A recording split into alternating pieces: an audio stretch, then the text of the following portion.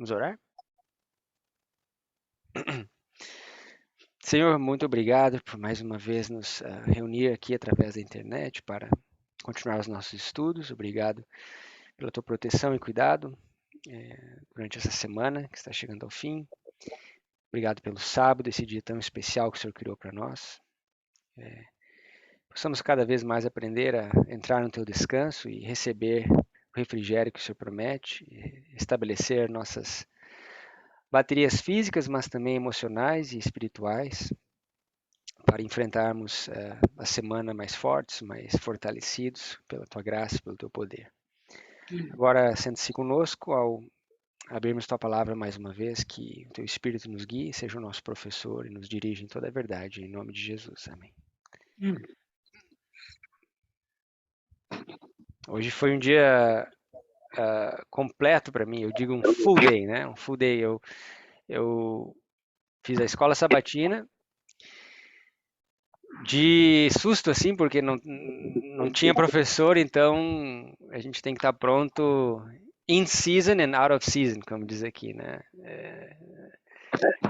E aí me encarregaram de fazer a lição, eu passei a lição e depois fiz o sermão também, e agora a gente tem o nosso estudo. Então, se eu começar, se a marcha não começar a querer engatar, assim, aí vocês me dão Eu um dou toque, tá? um cutucão aí. Mas que bom ter vocês aqui conectados. Então vamos lá, abram comigo em Juízes capítulo 15, nós vamos continuar nossa história aqui em Sansão.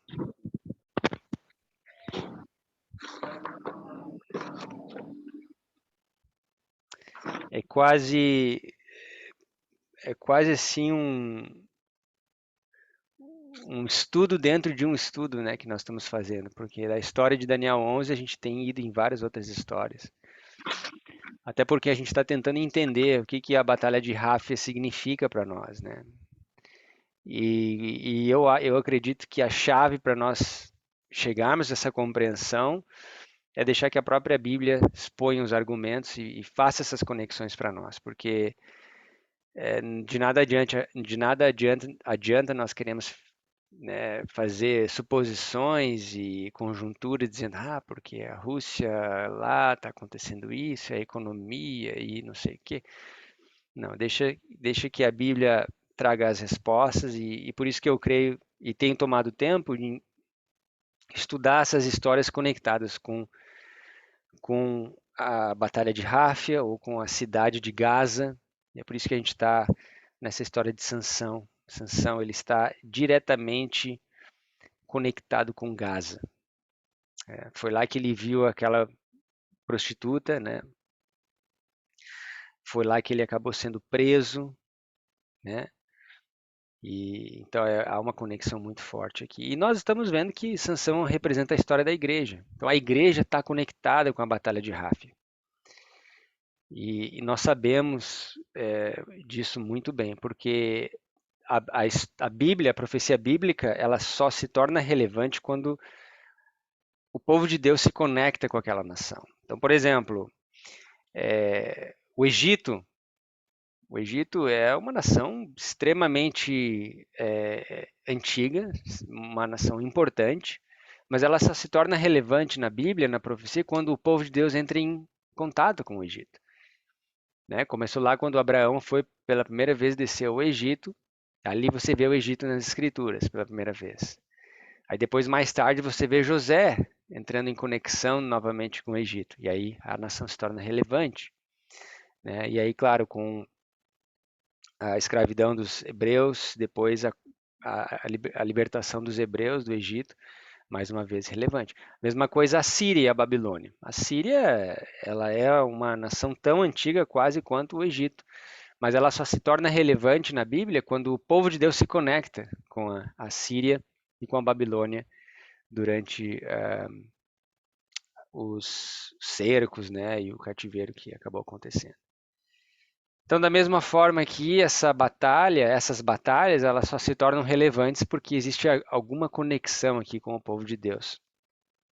E isso que a gente está tentando decifrar aqui juntos, né? E a história de Sansão é a história do povo de Deus. A gente está vendo que é a história da igreja, é uma ilustração não de forma cronológica, mas uma ilustração, sim, de valor e de muito simbolismo com, com o povo de Deus, né, nos últimos dias. Tá certo? Bom, então, a última vez que a gente se reuniu, nós vimos que Sansão, ele acaba queimando, né, aquelas lavouras dos filisteus, o trigo, as vinhas e as oliveiras. E uma das coisas que nós vimos é que Sansão ele foi levantado para julgar o povo, ele era um juiz, né? E para libertar o povo do jugo dos filisteus. Só que aqui nós fizemos uma aplicação interessante, porque assim como nós hoje somos chamados para libertar o povo das garras ou da escravidão do pecado, da escravidão de Babilônia moderna, que Apocalipse nos ensina, né, essa tríplice aliança babilônica moderna, da besta, do dragão e do falso profeta, e que nós temos que proclamar a queda de Babilônia e tudo isso. Nós não podemos nos esquecer que Deus possui muitos filhos nesses outros apriscos, né? E o capítulo 11 de Daniel identifica esse povo como Edom, Moab e Amon. São os remanescentes de Deus que estão envolvidos no catolicismo, estão envolvidos no espiritualismo, né? Estão envolvidos no protestantismo apostatado, né? Então, o nosso chamado, a nossa missão é chamá-los para fora dessas organizações ou desses sistemas religiosos. O nosso objetivo não é, e o nosso trabalho não é queimar ou destruir com esse povo, mas salvá-los, né? E Sansão também tinha esse objetivo de atrair os filisteus ao culto do Deus verdadeiro. E aqui nessa última história que nós vimos, a história ilustra muito bem essa lição, porque ele não faz a retaliação contra os filisteus por si, mas ele faz a retaliação contra a lavoura dos filisteus. E aí nós vimos na Bíblia que o trigo, a vinha e as oliveiras, elas estão conectadas a esse remanescente, né? Esse povo. Então, aqui Sansão faz uma obra estranha, né? Ele acaba queimando esses grãos preciosos de Deus. E nós temos que tomar cuidado quando nós ensinamos ou tentamos alcançar essas pessoas para não queimar o trigo, as oliveiras e os vinhedos, né? Mas sim que nós possamos ajuntá-los ou recolhê-los, né, no celeiro de Deus. Claro que nós sabemos, e isso é um outro estudo, mas que o tempo dos gentios ainda não chegou. Nós estudamos há um tempo passado, algumas aulas passadas, de que há o tempo dos gentios. Esse tempo dos gentios ele é marcado pelo dia nublado de escuridão, que está conectado com o livro de Joel, né, que está conectado com a crise que vai chegar ao mundo inteiro com relação à lei de Deus, né, especialmente aquela parte da lei que diz lembra-te, e que o mundo esqueceu, né? E de alguma forma isso vai ser enfatizado, e aí então o tempo dos gentios vai chegar. Então é como se hoje nós estivéssemos vivendo um pouco antes desse tempo, né? Lembra no tempo dos discípulos, quando Jesus aparece, depois da sua ressurreição, aparece aos discípulos no cenáculo e ele sopra sobre eles e diz: recebei o Espírito Santo. Ellen White comenta que aquele sopro era como se algumas gotas antes do dia de Pentecostes. O dia de Pentecostes se enmarca o tempo dos gentios. Foi ali que os gregos, né, as nações, elas escutaram o evangelho na sua própria língua e se ajuntaram à igreja. Mas até então era um tempo de preparo, um tempo de preparação para o povo, né, para o remanescente escolhido que haveria de estudar e entender de fato as profecias, a vinda de Jesus, a natureza do reino de Cristo, para poder então ensinar e proclamar a mensagem às nações, aos gentios. Então, eu creio que nós vivemos nesse momento em que os respingos, né, Jesus sopra sobre nós, os respingos do Espírito têm caído aos poucos e nós estamos aqui tentando, né, no cenáculo, no upper room, né, como diz a Bíblia, tentando entender todas essas profecias e o nosso papel nesses eventos finais. Né? Tá bom? Então, ele acaba fazendo essa obra estranha e nós vimos que existe algo conectado com essa destruição, que eram as raposas. Né? E a tocha que ele amarra no rabo das raposas. O que estava conectado com as raposas e a tocha amarrada no rabo das raposas? Alguém lembra?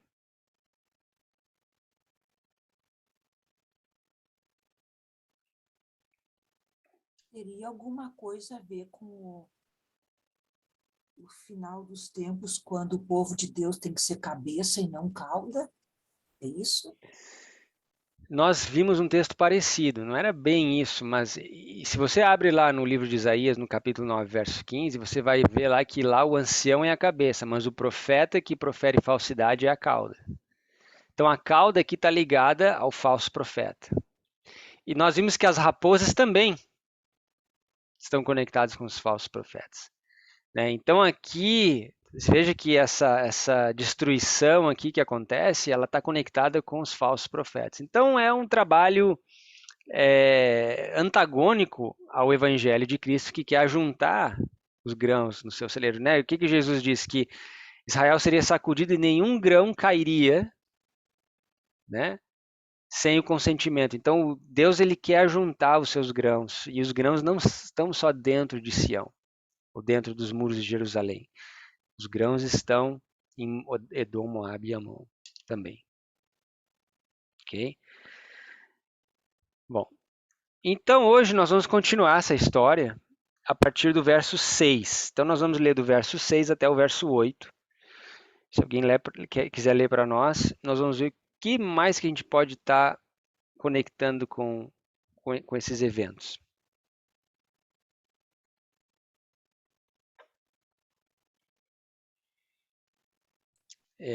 Juízes capítulo 15, do verso 6 a 8. Alguém pode ler para nós? Perguntaram os filisteus: quem fez isso? Responderam: Sansão, o genro do Timnita, porque lhe tomou a mulher e a deu a seu companheiro. Então subiram os filisteus e queimaram a ela e o seu pai. Disse-lhe Sansão: se assim procedeis, não desistirei enquanto não me vingar. E feriu-os com grande carnificina, e desceu e habitou na fenda da rocha de Etã. Interessante. Então aqui veja que o que acontece. No verso 6, os filisteus veem aquele estrago, aquela destruição e perguntam quem que fez isso, né? E aí disseram, foi Sansão, o genro da Timnita. Lembra que ele não deveria ter ido em busca dessa filisteia no primeiro lugar, né? Essa mulher estranha. Mas ele foi 2 vezes, a primeira vez e depois ainda foi buscar ela. Só que aí o pai dela já tinha entregado ela a outro homem e ofereceu a filha menor. Então nós já estudamos essa parte. Então agora Sansão, ele não, ele se vinga dos filisteus, porque os filisteus não tinham menor consideração por essa família, eles matam essa família. E agora Sansão vai e se vinga dos filisteus. E agora ele atinge os filisteus, ele não atinge mais as lavouras dos filisteus. E na minha versão aqui diz que, no verso 8, diz que feriu-os com grande ferimento, pernas juntamente com coxa, e desceu e habitou na fenda da rocha de Etã. Duas coisas importantes que eu queria enfatizar aqui. Primeiro, ele vai e habita numa rocha, numa caverna, num covil. Quem era o outro animal que nós vimos que também habitava em covis? A raposa? As raposas. Né? As raposas que estavam conectadas com os falsos profetas de Israel. Então aqui Sansão, depois dessa luta, ele vai e habita junto com as raposas, ou num covil, ou numa fenda de uma rocha em Etã. Agora, a outra coisa que eu queria chamar a atenção é que o ferimento que ele dá aqui no verso 8 é as pernas e a coxa. Aqui enfatiza a coxa. Por que você acha? Eu fiquei pensando, sabe, esse verso. Por que Deus colocou dessa forma? Que Sansão feriu a perna e as coxas? O que a coxa tem a ver com essa história? O que representa a coxa nas escrituras? Eu comecei. E aí eu me lembrei de algumas histórias que eu já tinha conhecimento e já estudei no passado, que tem uma conexão com a coxa. Alguém tem alguma ideia o que poderia representar essa. Nós estudamos há pouco, né, a história de Jacó. Eu ia falar. O que tem a Jacó? Qual é a relação que Jacó tem com a coxa?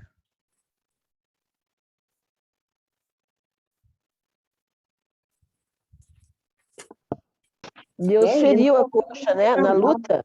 Na luta, Jacó, Deus feriu a sua coxa, né? Para que ele se lembrasse sempre. Deus tocou na sua coxa, porque ele não podia mais andar. tirou a coxa do lugar, né? Né? Aham, muito bem. Ele mancava, né? E ele mancava. E olha só que interessante, ele tirou a coxa do Jacó do lugar, ele mudou o seu nome, e depois daquele dia, Jacó nunca mais andou da mesma forma.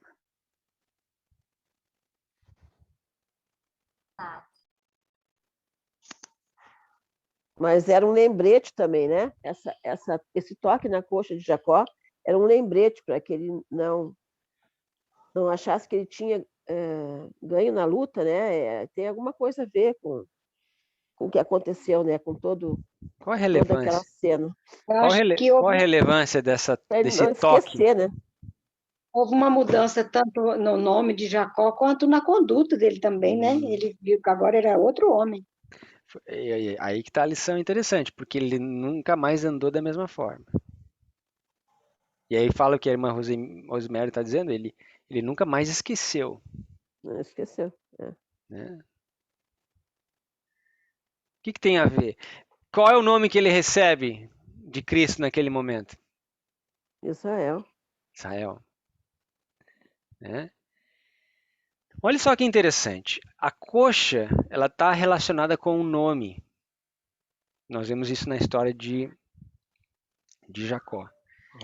Ele recebe um novo nome. Tá? Se você vai comigo no livro de Gênesis, capítulo 24, por exemplo, e você tem que lembrar que o nome de uma pessoa no passado era muito significativo.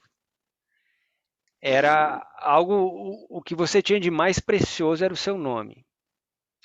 E quando você jurava pela sua reputação, pelo seu nome. Quando você fazia negócios, o seu nome era a sua reputação. Por isso que Abraão tinha uma reputação tão boa.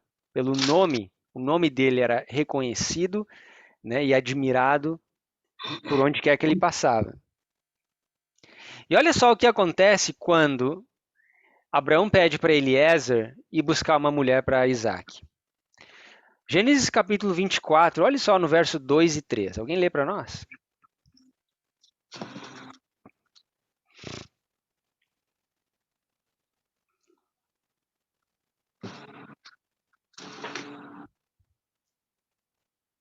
Gênesis 24, 2 e 3.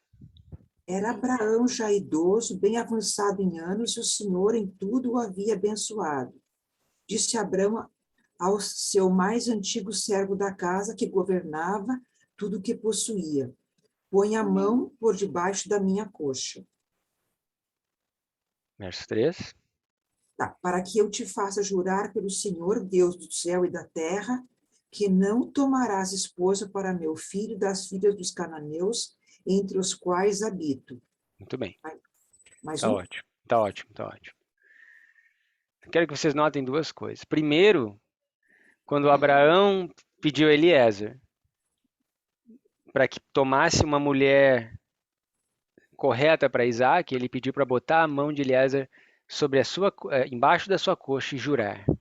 Então a coxa aqui, mais uma vez, está ligada com a reputação, com o nome, tá? Com o juramento aqui. E aí tem aqueles que dizem que a Bíblia ela apoia a escravidão, né? E aí você olha nesse verso e vê que Eliezer era o servo de Abraão. Então eles vão dizer, viu, a Bíblia ela apoia a servidão, a escravidão. Só que a pessoa não tem o discernimento de ver que quando você qualifica o que era um servo no passado, com o que é um servo nos últimos séculos, ou um escravo nos últimos séculos, é algo completamente diferente. Eliezer aqui, o servo de Abraão, ele governava tudo que Abraão possuía. Era um cargo de confiança, né, irmão?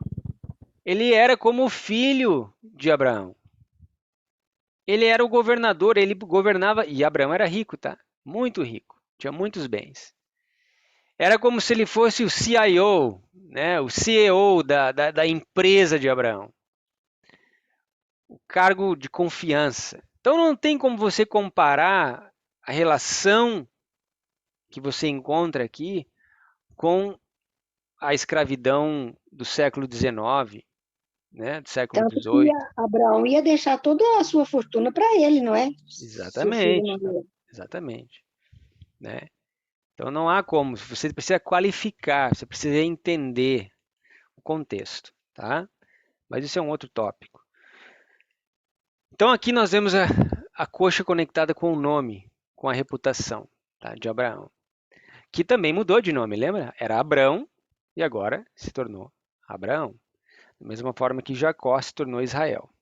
Tá? Mas, Gui, em várias partes da Bíblia, quando eles falam em tocar a mão na coxa, também tem uma ideia de fidelidade. Exato, exato. O juramento, né? Para você não quebrar aquele juramento. Exatamente. E Gui e Inês também, eu acredito que é um simbolismo, né? É como apertar a mão hoje em dia. Eu fui criada assim, se você apertar a mão de uma pessoa e te comprometer com ela, é como se fosse a tua assinatura em um papel. Exatamente. Exato, um E a trato, né? confiança, um trato, exatamente. E aquela confiança, ela está estabelecida, não num aperto de mão, aquilo ali é um símbolo, mas ela está estabelecida no teu nome. Sim, A sim. tua Eu digo assim, reputação, colocar. né? Então é isso que eu quero que Sim, vocês entendam. O nome aqui está conectado com a coxa nesse sentido, da sua reputação. Tá bom? Jacó, desculpa, ele faz a mesma coisa. A mesma coisa que Abraão fez, ele faz no capítulo 47 de Gênesis, quando ele tem as suas últimas palavras com José. Abram lá em Gênesis capítulo 47 e alguém lê para nós o verso 29.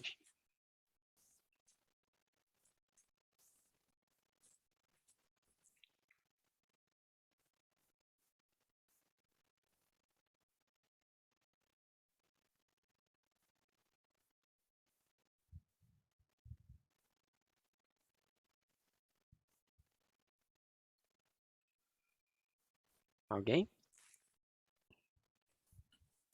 Aproximando-se, pois, o tempo da morte de Israel, chamou a José, seu filho, e lhe disse: Se agora achei mercê à tua presença, rogo-te que ponhas a mão debaixo da minha coxa e uses comigo de beneficência e de verdade. Rogo-te que me não enterres no Egito.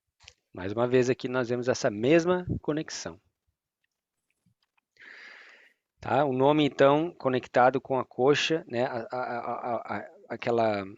O peso que o seu nome tem, a sua reputação, né? O seu pacto, a fidelidade do juramento, da promessa. Tá? Aquela experiência que Jacó adquire um novo nome, uma nova experiência, e ele nunca mais andou da mesma forma quando Cristo tocou na sua coxa. Né? Ele andou completamente diferente. Assim é o cristão. Ele deve andar uma vida diferente, uma vida que ele não andava no passado, né?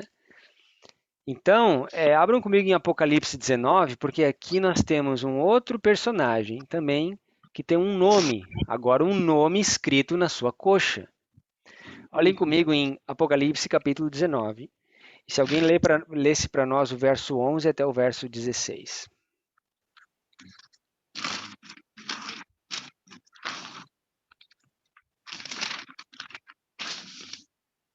Vi o céu aberto, eis um cavalo branco.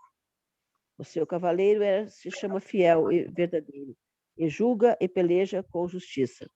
Os seus olhos são chama de fogo, na sua cabeça há muitos diademas. Tem um nome escrito que ninguém conhece, senão ele mesmo. Está vestido com um manto tinto de sangue. O seu nome se chama o Verbo de Deus. E seguiam-no os exércitos que há no céu, montando cavalos brancos com vestiduras de linho finíssimo, branco e puro.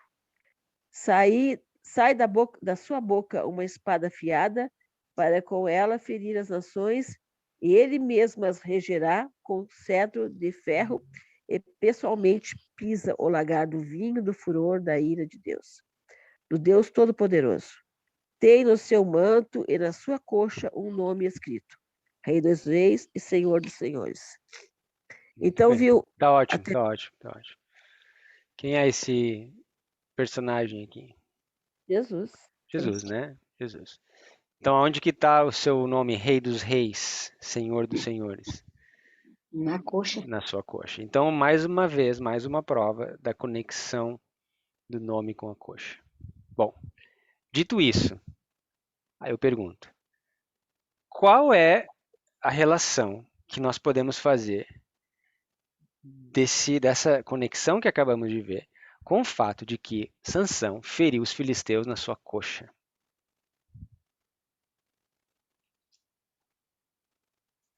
Como se fosse uma marca dele, né? Uma marca de Sansão do Deus vivo. Deus que ele uma vez havia obedecido, né?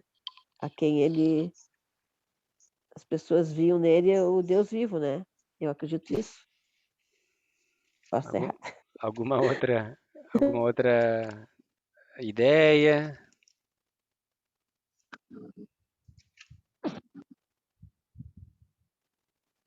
Como se tivesse ferido a reputação dos filisteus, o nome dele. Gostei. Gostei. Pode repetir, eu não entendi. Pode falar de novo, por favor. Eu imaginei mesmo que tinha que ser alguma coisa referente à moral deles, né? É o nome deles, né, que foi atingido, a reputação deles. Notem que Sansão aqui, foi o que eu entendi também, é que ele estava ferindo a reputação dos filisteus. Agora, você traz isso para os nossos dias e pensa, quem é Sansão? Sansão é aquele indivíduo que entra em aliança com Deus. Ele era nazireu, ele era um reformador da saúde, ele entrou em aliança. O número 7 estava associado com as tranças, né? O poder, o espírito de Deus. E ele decide ir em busca de uma filisteia, de uma mulher estranha, uma mulher filisteia. Ele sabia que ele não devia ir, né? E ele, como um nazareu, sabia que ele não deveria comer daquele mel contaminado naquela carcaça de leão. Ele come, né? E a Bíblia diz que da mulher estranha, do lábio da mulher estranha, destila como favos de mel, né? Então ele se envolve com aquilo ali.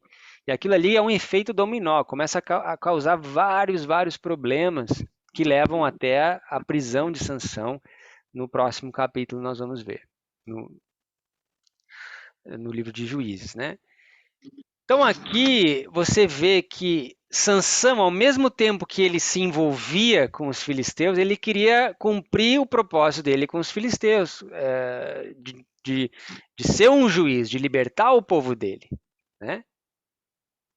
Então aqui nós vemos nessa simbologia, da forma que eu entendo, é que Sansão ele tinha um ânimo dobre.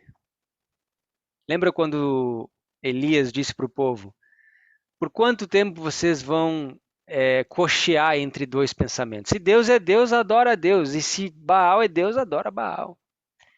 Sansão tinha esse ânimo dobre. E esse é o problema de Laodiceia. Ela não é nem quente, nem fria. Ela é morna. Ela tem esse ânimo dobre. Então ela se envolve com as coisas dos filisteus, mas ao mesmo tempo ela acomete ou bate na coxa dos filisteus. Né? Então, com as suas palavras, porque aí que nós vamos, aí que está o ponto interessante. Abram comigo em Jó, porque como é que Sansão ia ferir a reputação dos filisteus? Como é que hoje a igreja, no nosso tempo, né? Eu digo hoje, mas eu digo no nosso tempo, no tempo do fim, como é que a igreja fere a reputação dos filisteus hoje? Não é uma guerra, né? Não é com uma guerra literal, mas existe uma maneira de você ferir, você espancar os filisteus hoje, através de um órgão no corpo humano, que é como um chicote. A língua. A língua, exatamente. Abram comigo em Jó capítulo 5, olha só. Verso 21. Diz assim, no capítulo 5 de Jó, verso 21. Do açoite da língua estarás encoberto, e não temerás a assolação quando vier. Então, a língua, ela traz a assolação e ela traz o açoite. Olha só em Salmos, capítulo 64.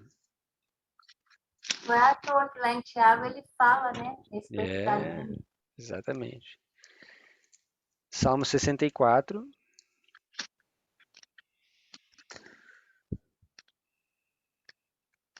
Verso 2 e 3. Alguém lê para nós?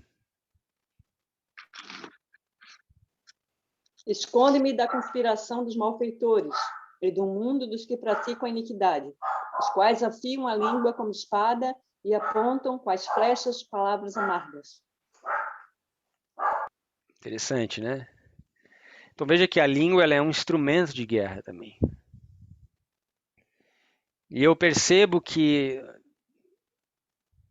o povo de Deus hoje comete o mesmo pecado que Sansão cometeu no passado. Se envolve com as mulheres estranhas, mas tem ânimo dobre. Ao mesmo tempo, chicoteiam e assolam os filisteus com a sua língua. Dizem, né, e professam crer que Babilônia caiu, que se tornou uma morada de demônios, expõem os pecados de Babilônia, mas se envolvem com esses mesmos problemas. É como aconteceu com Levi e Simeão. Vocês lembram que quando Levi e Simeão souberam que Diná tinha sido deflorada, eles armaram um plano e disseram assim: olha, se todos os homens da cidade de vocês se circuncidassem, nós então daremos a nossa irmã e vocês poderiam dar as suas filhas em casamento e nós as nossas e estaria tudo certo. O príncipe de Shequém, ele gostava tanto de Diná que ele baixou um decreto e disse que todos os homens deveriam se circuncidar. E aconteceu. E no terceiro dia, quando a dor era a mais severa, Simeão e Levi pegaram suas espadas e passaram pela cidade e mataram todos os homens da cidade.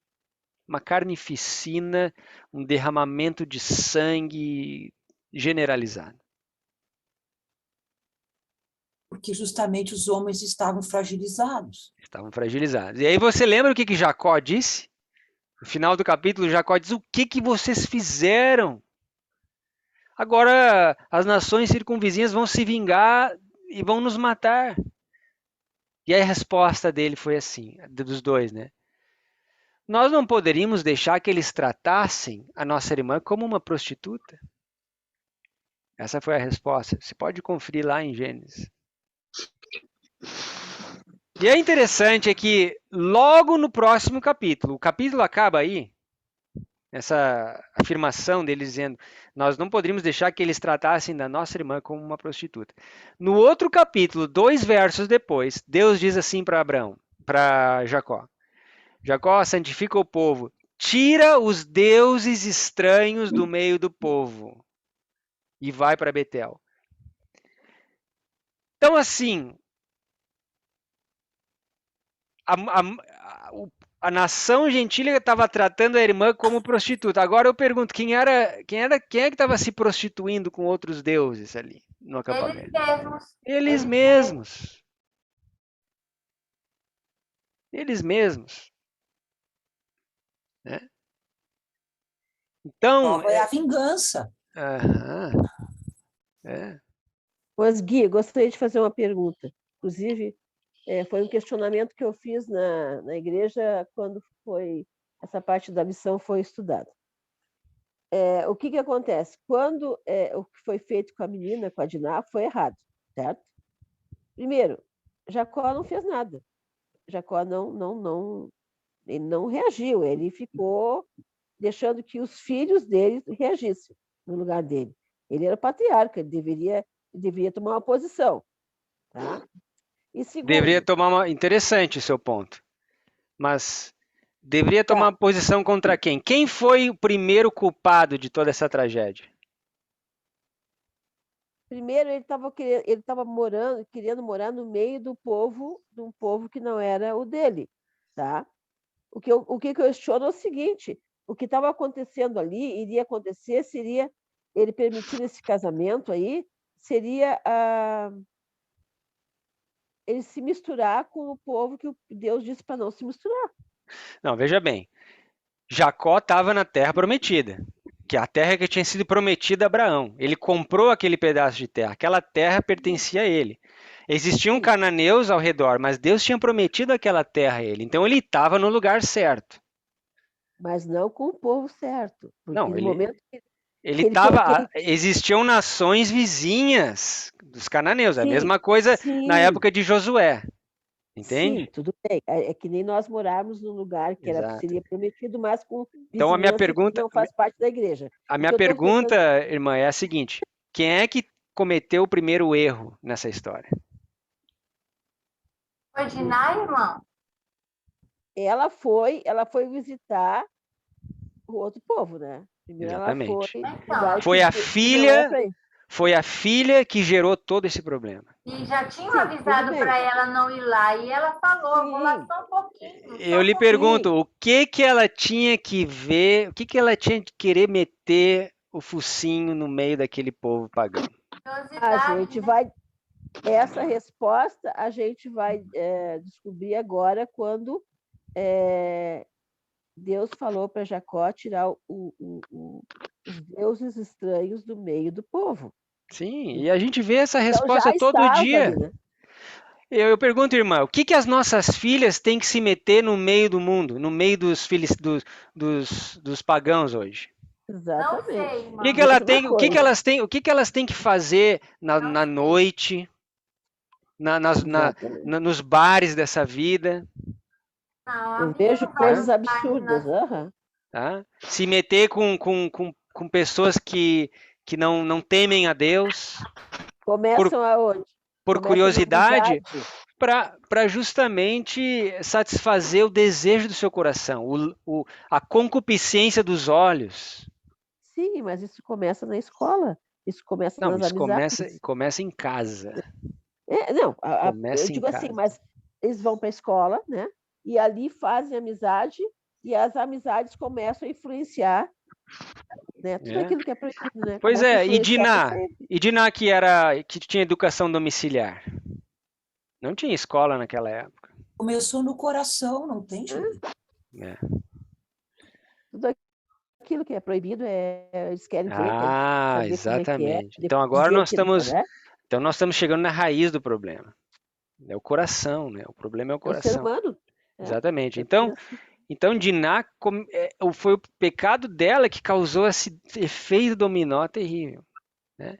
Agora, o ponto que eu queria fazer é a hipocrisia dos filhos de Levi e Simeão, dizendo: olha, estão tratando a nossa irmã como prostituta quando eles estavam se prostituindo com outros deuses. Sim. Então, é o ânimo dobre, o problema de Laodiceia. Vão para a igreja, o decreto dominical, Babilônia, isso, aquilo, chicoteiam o Papa com a língua, é o anticristo, né? Mas se envolvem com as coisas de Babilônia, mas adoram as mulheres estranhas, adoram as liturgias, as literaturas, as músicas estranhas, etc, etc, etc. Ânimo dobre, né? Você sabe que eu estava assistindo a conferência geral, né, hoje, e o pastor Ted Wilson fez a pregação dele, e ele, não sei quantas vezes durante o sermão ele falou: cuide para que você não perca o que você tem, para que não perca a sua coroa, né? Uhum. Isso é uma citação da Bíblia. E isso é verdade. As pessoas estão se sentem tão garantidas com a coroa já na cabeça, a coroa da vida eterna na cabeça, que elas não percebem as armadilhas do que está ao redor, entendeu? O que o inimigo coloca como armadilha para que eles caiam. Pois é. Esse é o problema. Olha, mais um exemplo para vocês em Jeremias 18. Abram lá comigo em Jeremias 18. Alguém lê para nós o verso 18. Alguém que não leu ainda.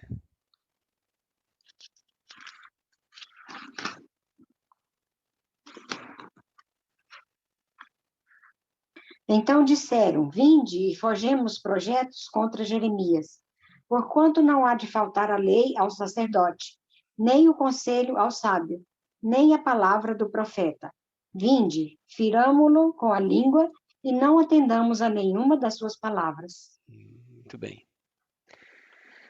Então, aqui os próprios judeus, né, o povo de Deus, ferindo o servo de Deus com a língua, né? Quantas vezes isso acontece hoje em dia, né? Se a mensagem que o profeta ou que o servo de Deus tem para trazer não condiz com aquelas ideias pré-concebidas que a liderança tem, eles difamam, queimam o nome, perseguem, chicoteiam, assolam com a língua. E isso acontece todo dia, né? Fizeram com Jeremias, fizeram com Jesus e todos os outros profetas. Não seria diferente hoje. Ou seria, né? A irmã Aranda mencionou Tiago capítulo 3. Abram lá em Tiago 3. Verso 4 até o verso 8. Alguém que não leu ainda pode ler para nós? Do 4 ao 8.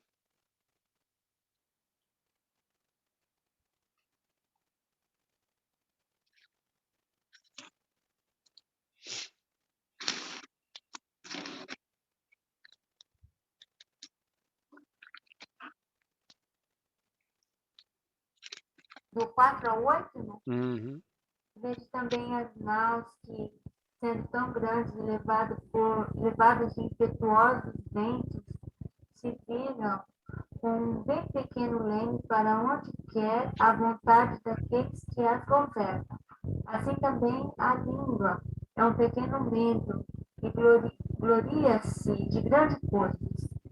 Vede com grande voz que um pequeno fogo incendeia. A língua também é um fogo, como um mundo de iniquidade. A língua está posta entre os nossos membros e contamina todo o corpo e inflama o curso da natureza e é inflamada pelo inferno. Porque toda a natureza, tanto de bestas feras como de aves, tanto de répteis como de animais do mar, se amansa e foi domada pela natureza humana. Mas nenhum homem pode dominar a língua. É um mal que não se pode refrear. Está cheio de peçonha mortal. Misericórdia. Pensa no animal mais feroz hoje. O leão, o tigre, né? Todos são domados pelo homem. Você vai no circo lá, você vê o leão, você vê o tigre, domados pelo homem, obedecendo o que o homem faz. Mas a língua, ninguém pode domar. Será que foi por isso que Paulo disse que quem nos livrará desse corpo de morte? Não? Exatamente, pela nossa própria força, pela nossa própria natureza, é impossível nós domarmos os nossos desejos, porque o que é a língua? A língua fala o que o coração está cheio. Então ela vai falar dos nossos desejos, daquilo que está cheio o coração, né?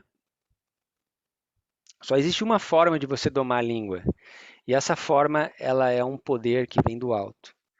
É quando essa natureza superior, Pedro chama a natureza divina, ela controla, é a única que pode controlar e domar a língua. Isso é um poder sobrenatural. Está à disposição da gente, mas você precisa aceitar, você precisa compreender, você precisa fazer a sua parte também. Então, a natureza superior vai conseguir colocar em xeque ou em freio os desejos da natureza inferior. Então, quando você entende esse princípio, o primeiro passo é você entender, é você aceitar pela fé que Cristo ele pode te dar essa graça, esse poder de domar a língua. E é difícil a gente domar a língua. É muito difícil, especialmente para algumas pessoas com um temperamento mais sanguíneo, mais colérico, que gostam de falar muitas vezes sem pensar. Deus nos deu 2 ouvidos e uma boca, não esqueça, para a gente escutar mais antes de a gente falar. Depois que a palavra é falada, depois que a espada fere, é difícil você remendar. É muito difícil. Então, aqui, né, é uma dica para todos nós. Como você trata a tua família, os teus filhos, o teu cônjuge, né? Pense bem antes de falar as coisas, porque o leme difícil esse de governar, né? Não é fácil. Bom, algum comentário? Observação? Entenderam o ponto com relação a esse ânimo dobre de Sansão? Né? Tem uma palavra que eu até vou ver como é que está aqui na King James, só para... Na minha tradução está assim, ó, aqui no verso 8, depois dessa carnificina, ele desceu e habitou na fenda da rocha de Etã. Né? Então é interessante que depois de cometer esse pecado, ele desce, ele não sobe. E vai para uma caverna onde as raposas vivem. Foi se esconder, na verdade, ele foi se esconder. Exatamente. Talvez de vergonha, né? Exatamente. E interessante porque quando você tem culpa, quando a culpa te persegue, te assola, aquele pecado que não é confessado, que te persegue, qual que é a sua reação? É você esconder. O que acontece quando Jacó vende seu irmão como um escravo? Ele tenta se esconder, ele vai para a terra dos cananeus, ele sai da presença do pai, ele não aguentou aquele sofrimento de olhar no olho do pai todo dia e pensar naquele crime terrível que ele havia cometido. E, ironicamente, ele achou que estava vendendo o irmão como escravo, mas ele mesmo se tornou um escravo da culpa, o escravo do pecado dele. E você vê as consequências lá, os 2 filhos terríveis que ele teve, tão terríveis que Deus teve que matar os 2. Já pensou? Né? A mulher morreu, perdeu tudo, se envolveu com prostitutas e acabou rejeitando Tamar, pobre coitada. Foi pela justiça de Tamar que Cristo veio pela descendência de Judá, não pela justiça de Judá. A culpa ela faz com que a gente se esconda, né, nos penhascos. O que vai acontecer quando Cristo voltar? As pessoas às vezes para as rochas caírem sobre eles, para nos esconder eles da presença de Cristo, né? O que a Bíblia diz? Que quando nós não confessamos o nosso pecado, o que acontece com os nossos ossos? Se secam, né? A nossa vida se seca, né, a essência da felicidade se vai, o desespero toma conta, né, a angústia, a depressão, né? Então, bem interessante esse ponto.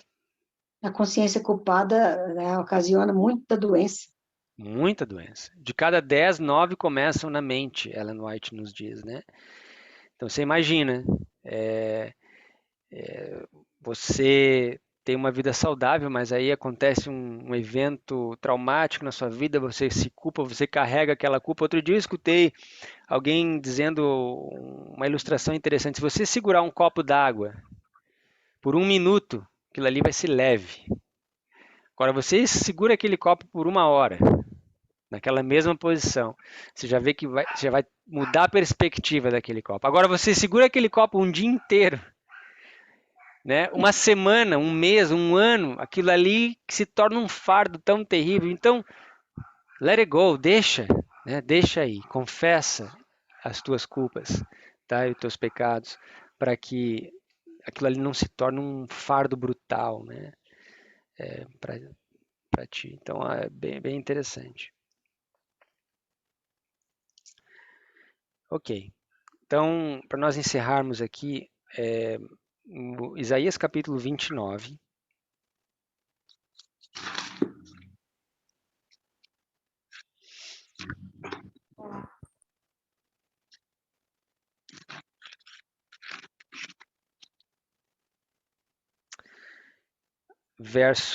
Alguém pode ler para nós do verso 9 até o verso 13?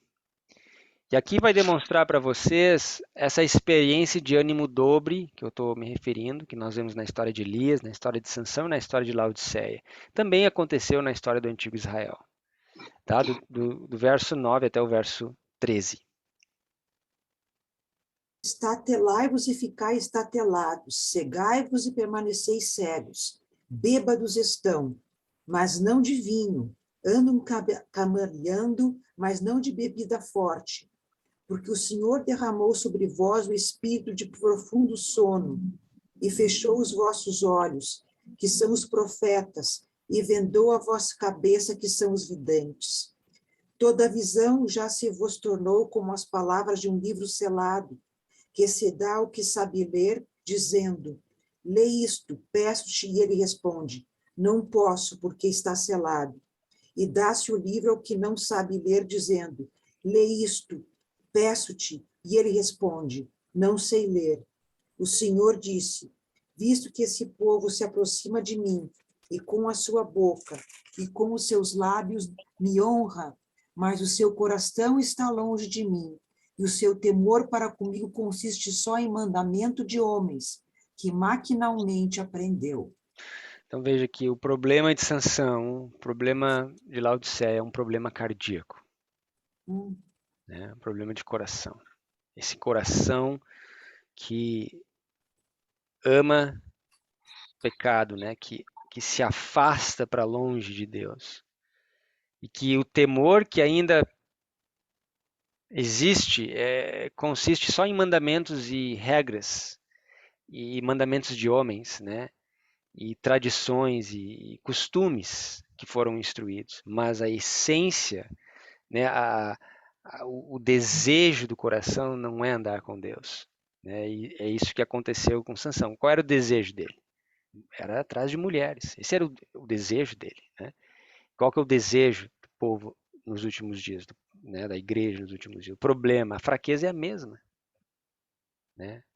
É andar atrás das mulheres estranhas, ou, como nós vimos, das igrejas estranhas, né, que caíram, que se tornaram as filhas da meretriz, como o Apocalipse nos fala, assim como Dalila e outras filisteias representam essas meretrizes, né, que a igreja se envolve.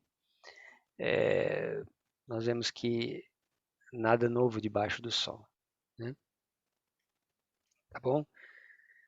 Então, essa parte eu queria colocar para vocês hoje.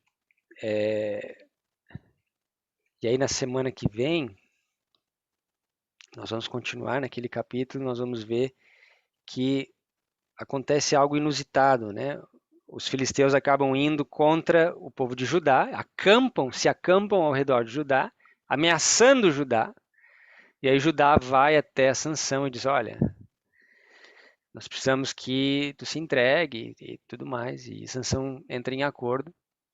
E aí ele, mais uma vez, entra em batalha contra os filisteus.